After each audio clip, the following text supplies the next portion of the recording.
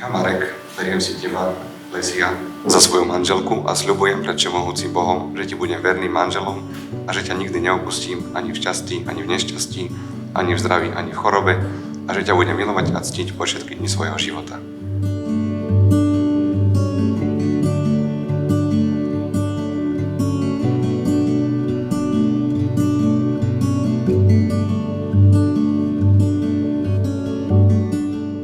Ja, Lesia, beriem si teba, Marek, za svojho manžela a sľubujem pred všemohúcim Bohom, že ti budem vernou manželkou a že ťa nikdy neopustím, ani v šťastí, ani v nešťastí, ani v zdraví, ani v chorobe a že ťa budem milovať a ctiť po všetky dni svojho života.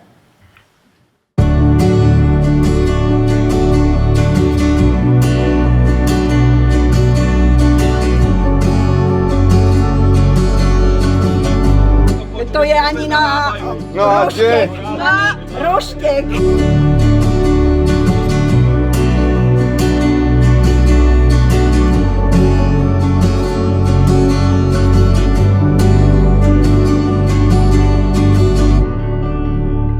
Aby som neostal v svojej povesti, čo to dlžný, tak ja si dovolím, nebudem teraz dávať príhovor, ale v tomto momente budem dávať poďakovanie. Poďakovanie vám všetkým, že ste tu dneska s nami. Že ste tu prišli s nami osláviť náš krásny veľký deň, ktorý je teda naozaj krásny. Počasie nám vyšlo, doslova vymodlené. No ale jedno obrovské ďakujem, okrem teda samozrejme svadobných rodičov a krstných rodičov patrí.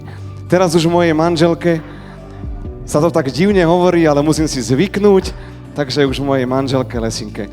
Ďakujem za všetko, že ma zvládaš a že ma ešte budeš zvládať. Ty si to vybral a ja som si to vybral tiež. Ďakujem veľmi pekne.